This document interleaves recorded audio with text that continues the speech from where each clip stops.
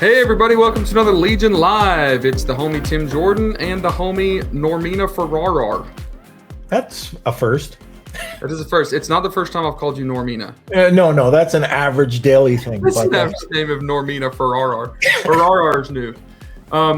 So Norm, hot topic this week in our lives has been Amazon versus Walmart. Walmart, thank you.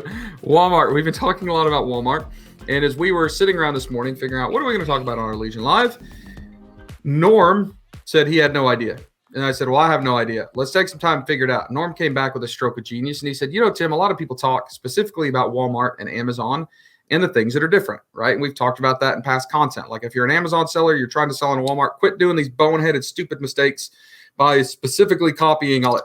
We've talked it to death, right? The differences. But Norm had this stroke of genius and said, well, let's talk about the similarities. And I think the similarities are important because we as e-commerce sellers are trying to figure out what's the next thing. And we can't do everything. We can't figure it all ourselves. We can't be experts in everything. So like lowest hanging fruit.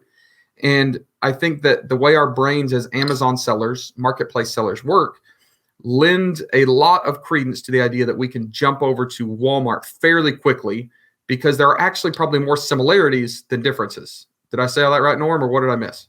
You did a great job. Do you think that more people are excited about Walmart than they used to be? No brainer. You're hearing it all the time now. You're hearing some service providers talk about it. It's a no-brainer. And no brainer, I would go back and say it's what I just said, is there are so many similarities that it's fairly easy to take the things we've learned as marketplace sellers, maybe on Amazon, and apply those maybe with a little variation. We need to tweak things a little bit, but apply those to Walmart. So let's talk about the similarities. I know we jotted down a list, Norm. Let's go back and forth and let's talk about it. So I'll let you lead off. First of all, I've watched a bunch of tutorials, and what I found is there's a lot of people still providing really bad information. And you led off with just copying and pasting, and that's where I'm going to start.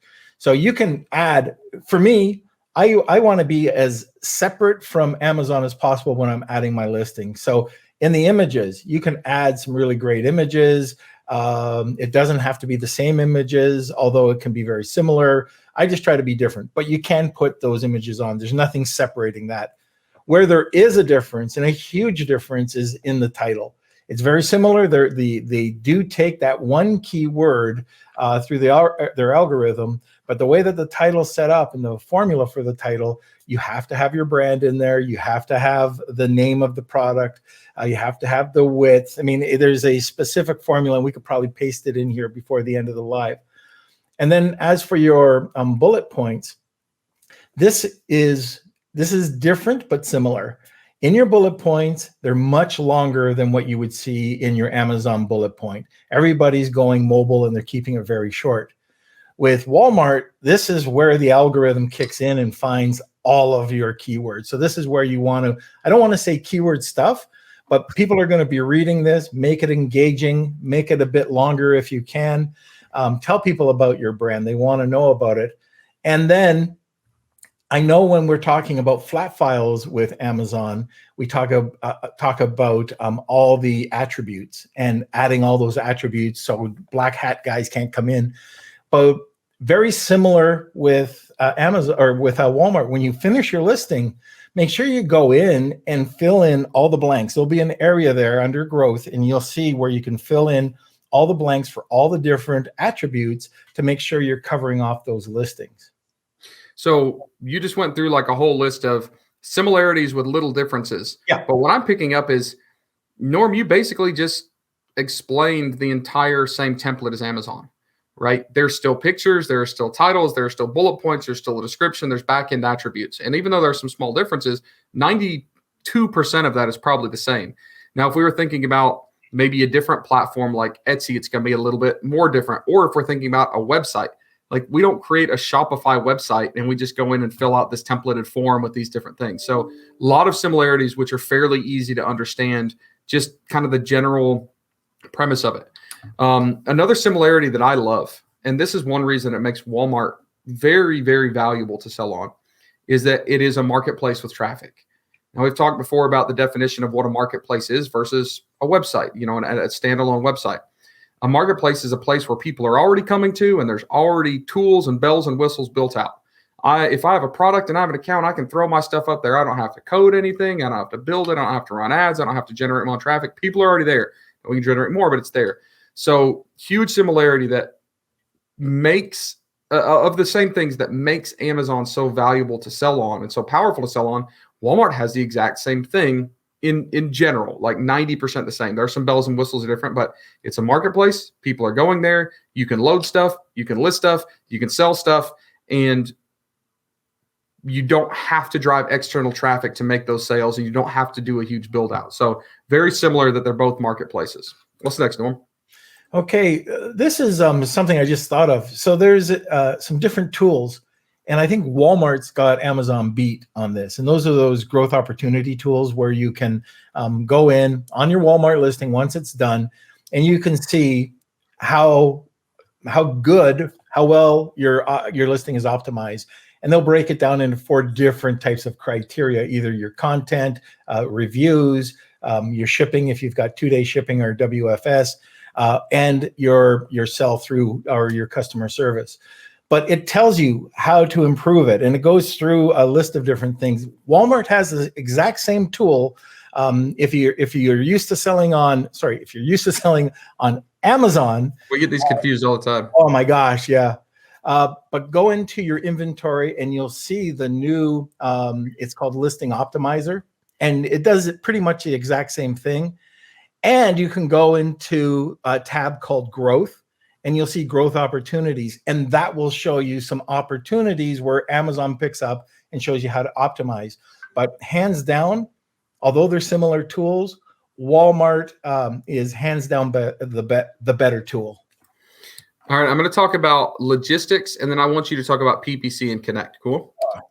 So big similarity between Amazon and Walmart is actually fairly recent, and that similarity is their own logistical distribution system.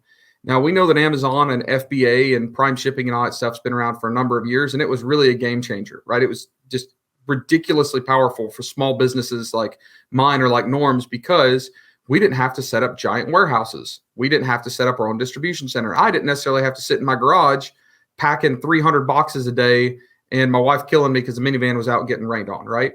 Like, having that fulfillment capability is awesome. Walmart has only recently really scaled that up through WFS or Walmart Fulfillment Services or system or services, WFS, whatever it is.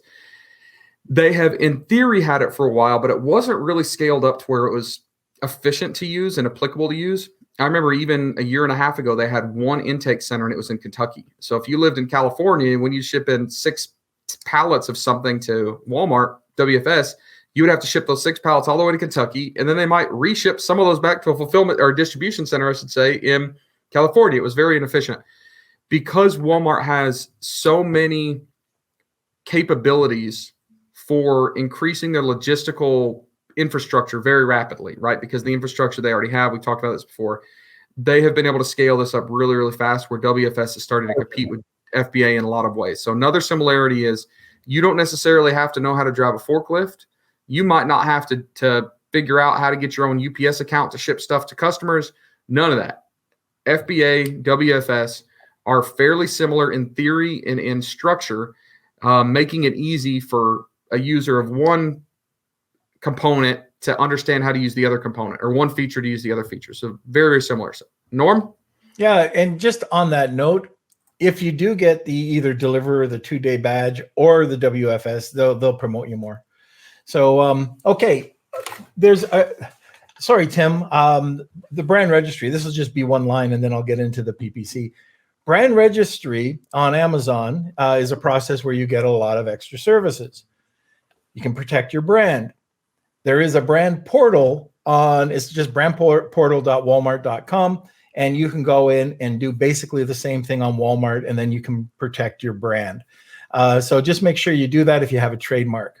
Okay, getting into PPC. So a lot of us sellers know that there's a ton of different variations of PPC on Amazon, with Amazon sponsored ads, Amazon sponsored brands, display ads. There's all sorts of them. I think, there's 30 plus variations that you can have, or probably even more now. Walmart has got the exact same thing, but it's Amazon 2016-17. So they're not as robust, but they are out there. So when you have as a seller, you don't have to get Amazon, or you don't have to get Walmart involved. And I'll get into that in a second, because there's a few platforms that you have to get them involved. But there are three types of PPC on Walmart. First, it's sponsored products, and it's always on. It's in the search grid, and it's just an ad placement. So for every 10 products that you see, you'll see a sponsored ad. And it's just as simple as turning on the ad and putting in the bid, and then you'll show up. Now, winning the bid, there is a difference, because in Amazon, it'll take the highest bid and then, you're a penny above. Here, it's if you're bidding $20 to try to be on top, and the next one is $2.25, you're going to get dinged that $20. So you do have to be careful of that. So there is buy box ad placement as well. And this is where you can take an ad, you can find out your competitors, and you can put the ad on your competitor's product page. So that's kind of cool, especially if you're competitors. And right now, really, there's no better time to do it. A lot of listings suck. They're terrible because they don't know how to do it. If you put your ad on that listing and they come over to your listing, it's great exposure for you. And then at the very bottom, it's called the ad carousel. And I think there's about 20 items you can see if you scroll, but it's at the very bottom. You'll see sponsored, and you will be able to see a variety of different sponsored ads there. So anyways, one other thing, we can talk about before I get onto these other two. What I love about and hate about Walmart is the competitors. Like if you have your listing there, your competitors come right underneath you. And if you're listing and especially the primary image isn't that great, and the competitors underneath, it's a one click into their shopping cart. Like it just adds it automatically. So you have to be careful about that. Now, with the top three I just talked to you about, you can pretty much dictate your ad spend, $50 a day, $100 a day. But you'll also see what would be called Amazon's sponsored brands. In Walmart, it's called header ads. And to get that service, you have to actually be part or call into Walmart and be part of their search brand. It's a search brand amplifier, and it costs about $100,000 and a minimum of 3 months. And they also have, this is again, you have to call in display ads. So I would say that's kind of like an Amazon DSP style ad. So those are the only three that I would be considered with: sponsored products, buy box, and ad carousel. Okay, I just learned a lot. I had to change the manner to Norm dropping bombs on a Walmart PPC, because not a lot of people talk about this, but obviously you've been diving deep, Norm. Well done. Thank you. So we stayed on topic and got a little off topic. Meaning we stayed on topic talking about the similarities, but even gave specifics to the similarities on both. So pretty good stuff. I like it. Anything? I can't think of any other major ones. Those are like the main similarities, right? We can probably list 500 others, but yeah, I mean, you could dive deep into like even the listings. You could dive deep. That's a whole other. Both of them are similarly or off traffic. Off-platform traffic is similarly valuable, driving external ads and things to it. We could go through a whole list, but for the most part, just from a high level, folks, the thing is marketplaces are all very similar to other marketplaces. And you're thinking about trying to get new sales, expand your businesses, your psyche, your logistics, your operations, everything is kind of similar or very similar. So it's not as big of a lift as trying like a completely different type of selling. So it's good stuff. All right. Uncle Normie, any final word of wisdom for our crowd before we sign off here? It can even be unrelated to Walmart. Okay. Like, give us like a philosophical, Plato type thing here. A Plato thing? Well, no. Not Play-Doh, but like Plato. The philosophy? Yeah, I like the Play-Doh or cookie dough even better. But anyways, I think that as everybody was kind of scrutinizing Amazon at the beginning, they're doing that with Walmart. If you're expecting to get double your sales, that's not going to happen. Is Walmart going to be a contender over the next, while? Remember one thing, they've got 5,500 outlets. Amazon is trying to build those outlets now. And also keep your eye on Costco and Target and eBay and all these other ones that are, building at the same time. Because they're all watching. They're all are watching. But I really love the Walmart play right now. I think it's going to be the one that's going to go in the next year and a half. Awesome. Well, thanks for being on, Norm. Thank you all for listening. If you're watching on YouTube, make sure to hit that subscribe or thumbs up button. And we will talk to y'all next week. Take care. See you later.